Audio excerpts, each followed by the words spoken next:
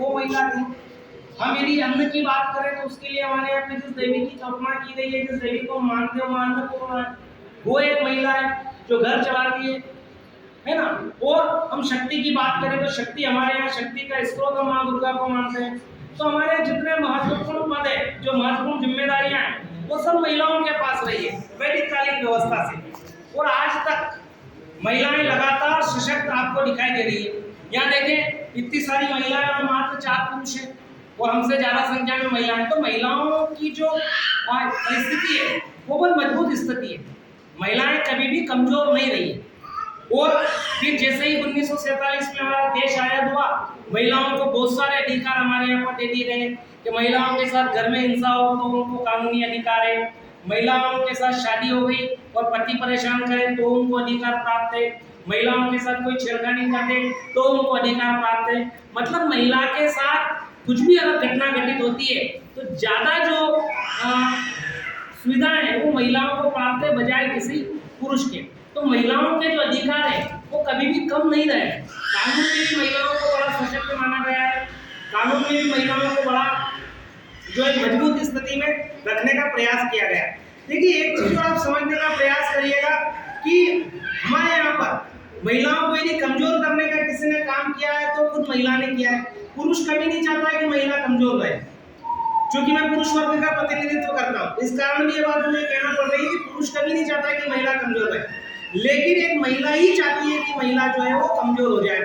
बाबा तुलसी ने एक बड़ी सुंदर बात रामदेव में लिखी है, नारी न मोही नारी करो रूपा। एक नारी कभी दूसरी नारी से मोहित नहीं होती है, एक नारी कभी दूसरी नारी की शक्ति से प्रसन्न नहीं होती है, एक नारी कभी दूसरी नारी की तरक्की से प्रसन्न नहीं होगी। लेकिन जबकि ऐसी परिस्थिति पुरुषों में नहीं है, पुरुष को कोई फर्क नहीं पड़ता कोई नारी कितनी तरक्की कर रही है। एस्ट्रोनॉट बन के सुनीता विलियम्स जो है अंतरिक्ष में चली गई है। हमारे यहाँ पे जेल की समस्या के रूप में बात करूं तो तिहाड़ जेल की जो अधिक कमिश्नर थी वो किरण बेदी जो है वो एक महिला थी। और किरण बेदी ने जेल सुधार में जितना काम किया है शायद ही किसी व्यक्ति ने बाद में करा हो।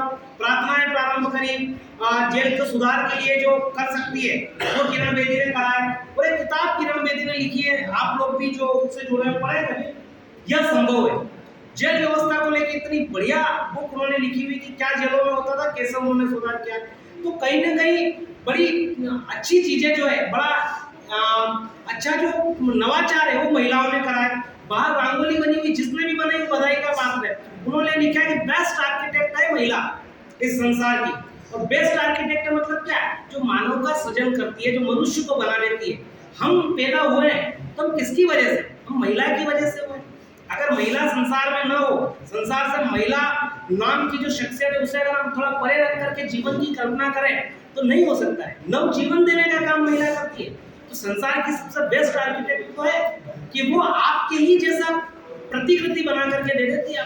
एक समागम के बाद आपके जैसा पुत्र, आपके जैसा व्यक्तित्व बना करके दे देती है। ये महिला कर सकती है, ये संसार का कोई व्यक्ति नहीं कर सकता है।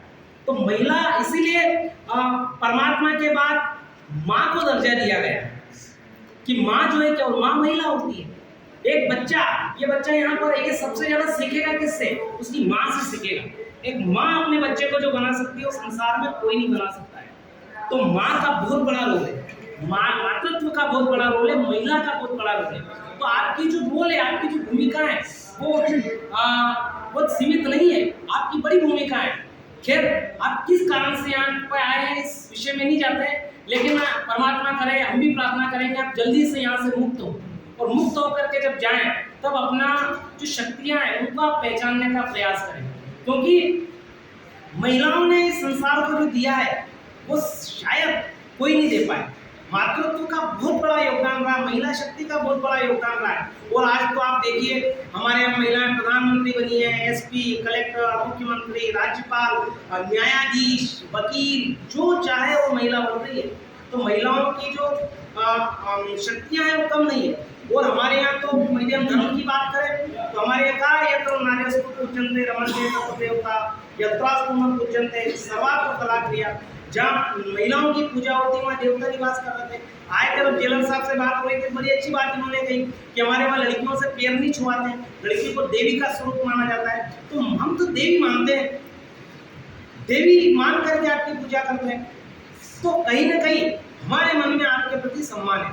और महिलाओं के लिए जितना भेदभाव हुआ महिलाओं ने करा है, कहीं ना कहीं हमारी व्यवस्थाओं ने करा है। जब आप किसी किताब को खोल करके देखेंगे तो जब सेंटेंस पढ़ाया जाता है छोटे बच्चों को, तो ये पढ़ाया जाता है कि सीता खाना बना रही है और राम बाजार जा रहा है। हमने बाइफरकेशन वहीं पे शुरू कर दिया कि खाना तो सीता बनाएगी और बाजार राम जाएगा।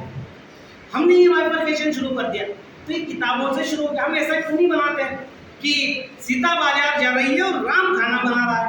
एक पिक्चर आई थी अर्जुन कपूर की, देखिएगा आप लोग, का एंड की, किस तरीके से महिलाओं का सम्मान हो सकता है वो आपको देखने को मिलेगा। का एंड की पिक्चर में भी आप देखिएगा, बड़ी सुंदर मूवी है।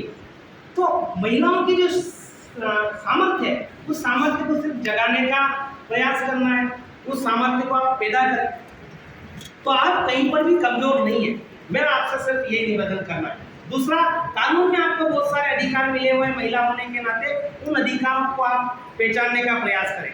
तीसरी और अंतिम बात जो मुझे आपसे करना है वो ये है कि आप में जितने लोग यहाँ आए हैं, देखिए हो सकता है कि आप में से कुछ इसलिए आए हो कि उन्होंने अपनी बहू के साथ कुछ गलत करने का आरोप हो तो यहाँ आए हैं। आप में से कुछ ऐसी महिलाएं कि जिनके ऊपर ऐसा आरोप है उन्होंने अपनी भाभी के साथ, बहू के साथ, ननद के साथ कुछ गलत करा, उसमें बंद।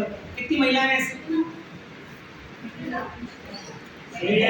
क्यों? आप में से कितनी महिलाएं ऐसी है कि जिनके ऊपर ये आरोप है कि उन्होंने उनकी भाभी के साथ गलत करा, उनकी बहू के साथ गलत करा, दहेज के आरोप में यहाँ बने? कितनी महिलाएं है क्या उसमें कुछ? बाकी सब लोग कायम बंद है। अरे वो तो मुझे पता है, लेकिन आप किस में बंद है? लाड़ी ने रिपोर्ट करी थी लड़ाई के केस में। अच्छा, लाड़ी ने रिपोर्ट करी, वो है कोई देवर के विषय। देखो हम लोग क्यों आ रहे पता है? आप लोग इस संसार में माता जी सुनिए, इस संसार में झगड़े के तीन ही कारण हैं, जल, जोरू और जमीन। इनके अलावा चौथा कोई कारण ही नहीं जिसकी वजह से लड़ाई झगड़ा हो। या तो किसी धन का लड़ाई है, या किसी जमीन की लड़ाई है, या फिर किसी महिला से संबंधित लड़ाई है। इन तीन के अलावा लड़ाई का कोई कारण नहीं हो सकता है। संसार में थोड़ा सा अगर अपन त्याग की भावना रखेंगे तो हमारे सारे झगड़े समाप्त हो जाएंगे। खेत की सेड़े को लेकर के हम लड़ लिए, भाई से पाती लेने को लेकर हम लड़ लिए, तो ये सब चीजें भूलना पड़ेगी। अच्छा चलो मुझे एक बात बताओ, हम लड़ लिए, झगड़ लिए, यहाँ बंद हो गए, किसी के